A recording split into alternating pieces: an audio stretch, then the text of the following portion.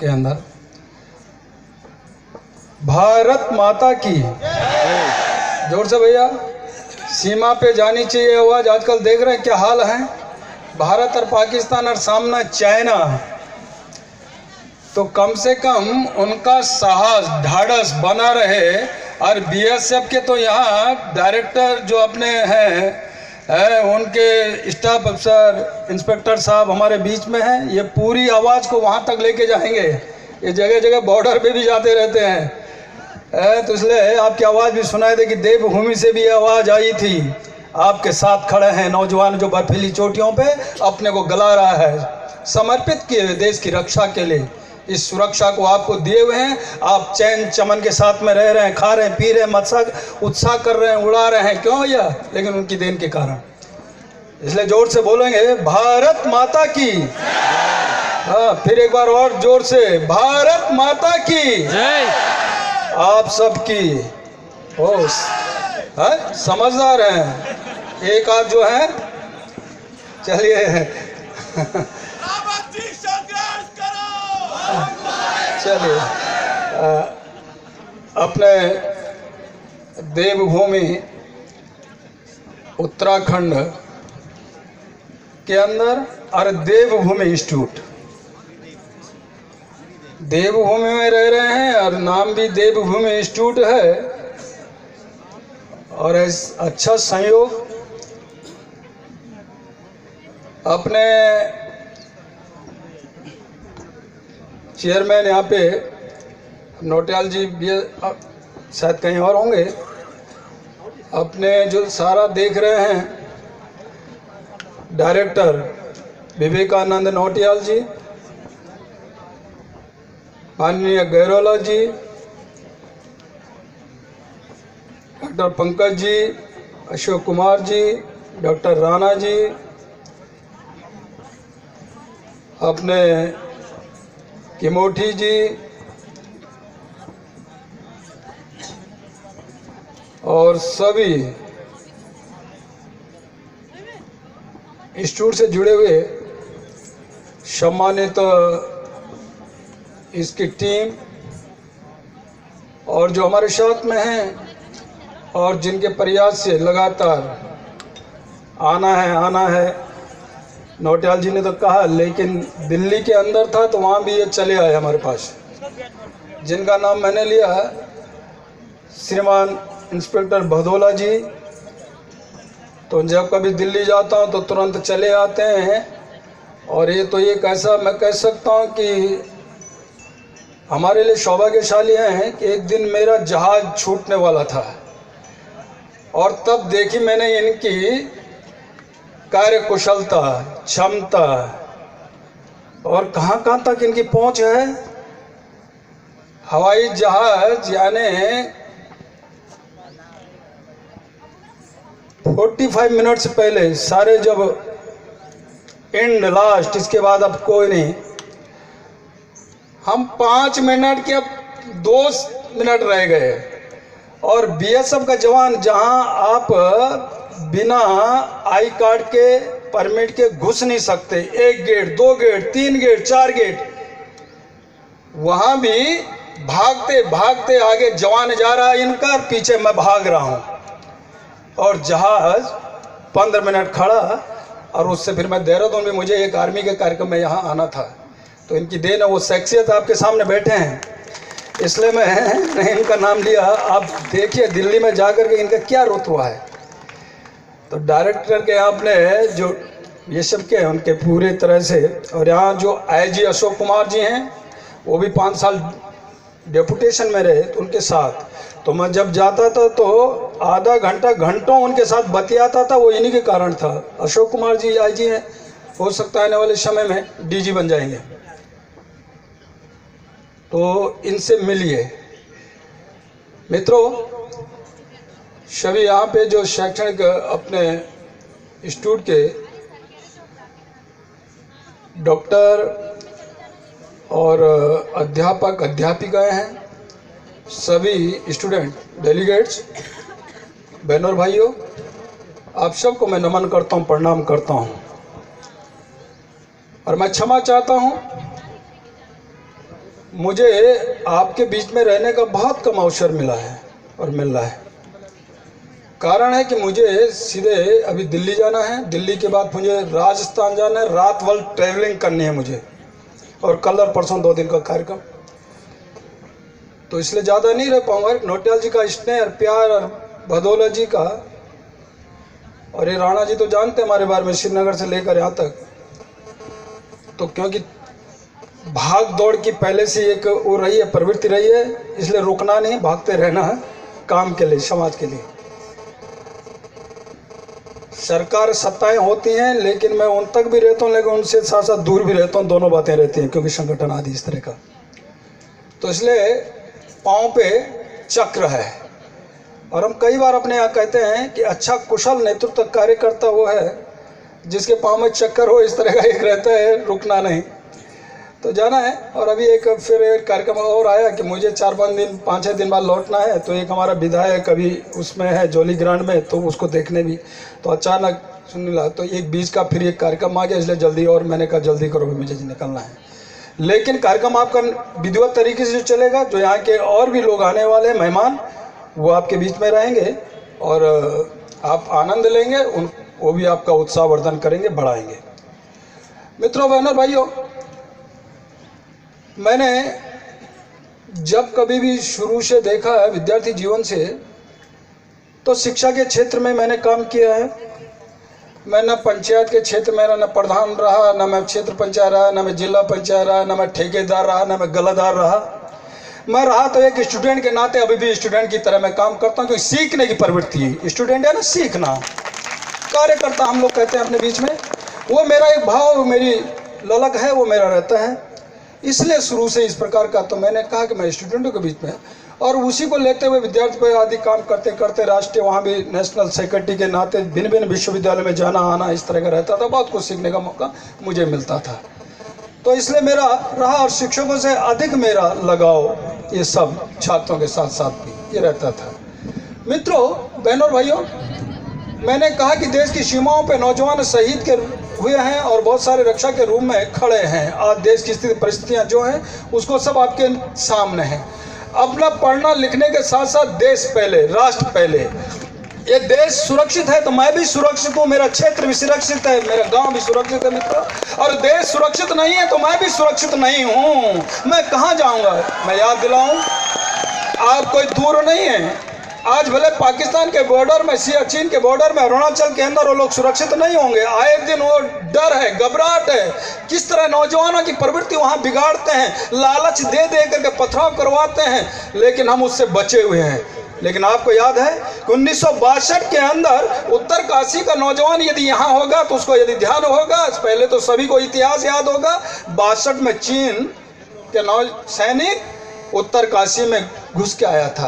और मैं 91 का जब आपदा आई तब देखा, 2 महीना वहाँ रहने का मौका मिला। मैं लाल घाटी भी देखी, नीली पीली घाटी भी देखी, और जब कहा कि यहाँ चाइना था, और वो लाल सलाम कह करके इस प्रकार कर दिल्ली दूर पेकिंग नजदीक का नारा देने वाले भी इसी उत्तराखंड के अंदर हुए। और वो यानी मैंने कहा कि यहाँ भी हमने देखा, वो लाल घाटी भी उत्तरकाशी के अंदर। वो दिन फिर न आए, इसलिए हमको खड़ा रहना नौजवान, इसलिए देश के बारे। तो मैंने कहा कि जब 62 में चीन में आपका उत्तरकाशी में घुस आया था तो क्या देर लगती है देहरादून आने तक?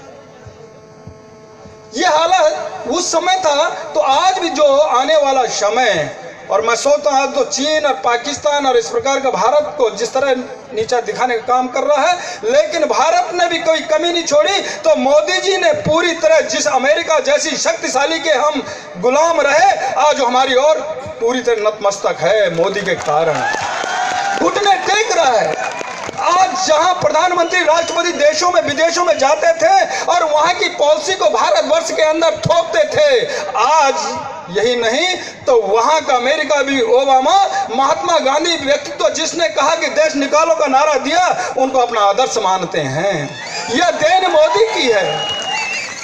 आज उस शक्तिशाली देश के रूप में हम खड़े हैं। आने वाला समय होगा, मैं सोचता हूं कि भारत एक पूरे अमेरिका की जगह वह स्थान लेगा। यह करिश्मा मोदी जी के पास है, वो कर रहे हैं।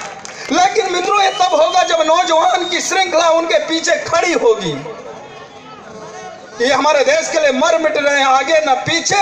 या मेरा नौजवान है, मेरी मातृशक्ति है, या मेरी बिटिया है, इसी के लिए मुझे कुछ करना है, या उनके मन में एक ललक है, एक पीड़ा है। इसलिए पूरे देश, विश्व के अंदर भी किसी देश में जाते हैं तो कहते हैं मेक इन इंडिया, इसके लिए इंडिया बोलो। जापान तैयार हो मेरे यहाँ का उद्यम खरीदने को, तो मेरा नौजवान खड़ा करेगा। आप लेने को तैयार हो कि नहीं हो, वो कहता यस। वहीं तालियां की गड़गड़ाहट होती है, मोदी मोदी जिंदाबाद होता है। आप तो कहोगी भारतवर्ष के हो।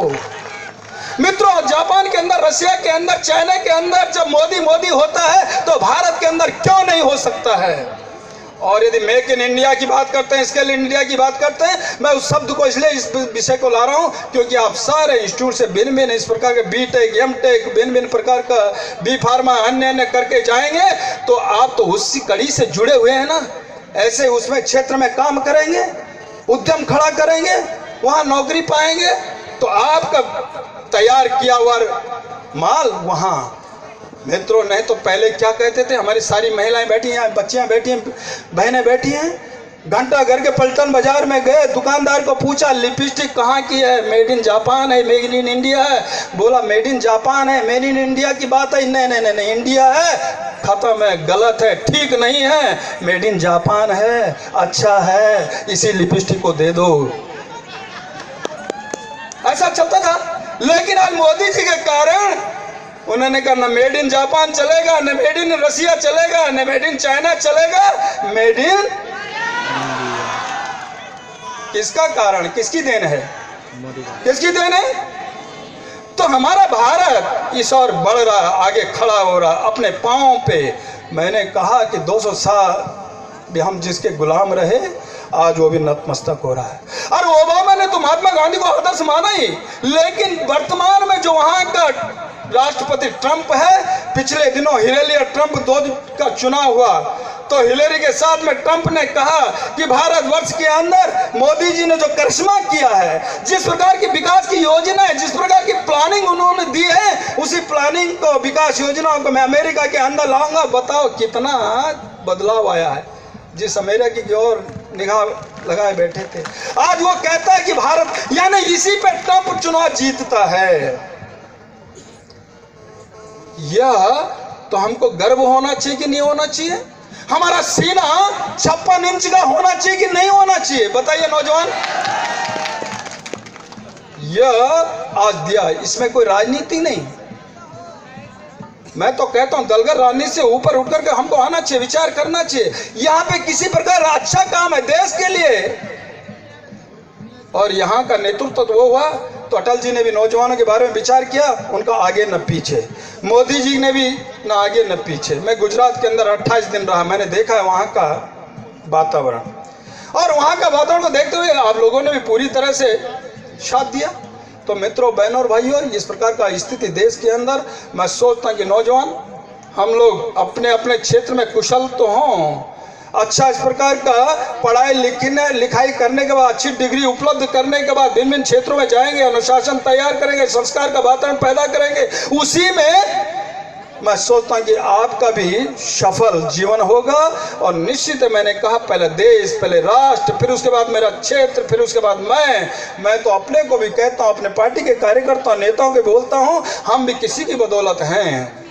मेरा देश नहीं है, मेरा समाज नहीं है, मेरा राष्ट्र नहीं है, तो तुम काय के नेता, तुम काय के अन्य इस प्रकार के भिन्न भिन्न क्षेत्रों के अधिकारी। इसलिए इसकी चिंता करना हमारा सबका दायित्व, हमारा कर्तव्य है। मित्रों, मैं आप अंत में बहुत सारे कुछ है, मैंने बीच में मैं जा रहा हूँ बहुत जल्दी। पहले तो होता था, बुलाते थे कि इतने बजे आना, हम तैयार है। अब मैंने कहा नोटाल जी को, और नहीं, मुझे 10:30 बजे आना, मुझे जाना भी है। तो उन्होंने कहा नहीं आना, इसलिए कि ये यहाँ से अपना लगाव है, यहाँ से अपनी आत्मीयता है। इससे मेरा ये इंस्टीट्यूट जो है, इसको मैं कोई उस तरीके से नहीं देखता हूँ। इसमें मेरा प्यार है, आत्मीयता है, अपनत्व है। और मैं जानता हूँ इस इंस्टीट्यूट को। जब मैं शिक्षा मंत्री के रूप में था उत्तराखंड के अंदर, तो सबसे पहले एक पोंदा में ड्राणा जी का इंस्टीट्यूट खुला, और ये पुल भी नहीं थी, पुलिया भी नहीं थी, हम पार ये गदेरा पार करके जाते थे। और बहुत सारा वहाँ मेरा आना जाना इस प्रकार का पहले भी अभी भी रहता है। लेकिन उसके एक आध साल बाद तो पुल भी हम ही ने उस समय बनाया, पहली गवर्नमेंट में नित्यानंद स्वामी जी के समय में। ये पुल, ये जो पुलिया बनी है, लोगों ने प्रश्न चिन्ह भी उठाए उस समय, बहुत सारे कुछ कहा, लेकिन उस समय बना।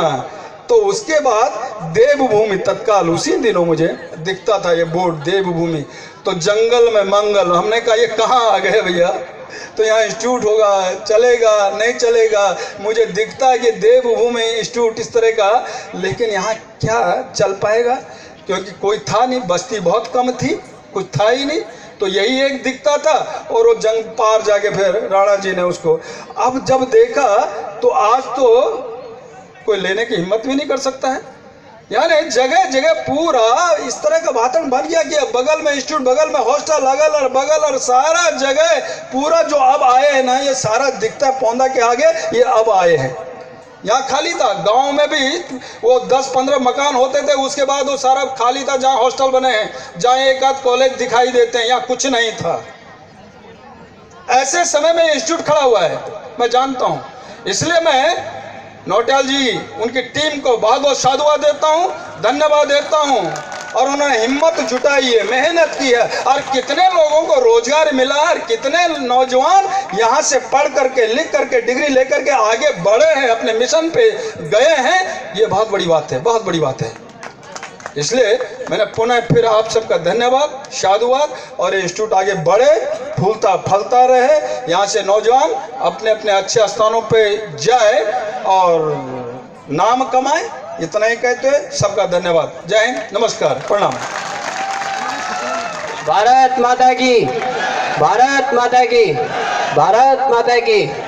धन्यवाद सर।